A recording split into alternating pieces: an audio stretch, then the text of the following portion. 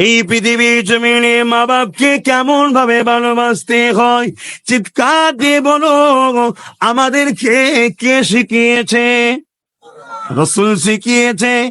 এই দুনিয়াতে স্ত্রীকে ভালোবাসতে হয়। সে আমাদের ইজ্জত, সে আমাদের জামা, সে আমাদের সম্মান।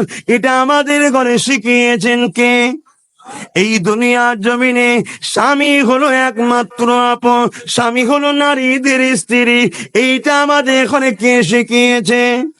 এ যুবকেরা, এই দুনিয়ার জমিনে এতিমদেরকে ভালোবাসতে হয়, গরিবদেরকে প্যার করতে হয়, বড়দেরকে সম্মান করতে হয়, দেশকে ভালোবাসতে হয়, ইনসাফ প্রতিষ্ঠিত করতে হয়, মানুষে মানুষে ভ্রাতৃত্ব রাখতে হয়। সর্বধর্মের মানুষই হোক না কেন, মানুষ মানুষকে ভালোবাসবে, প্যার করবে।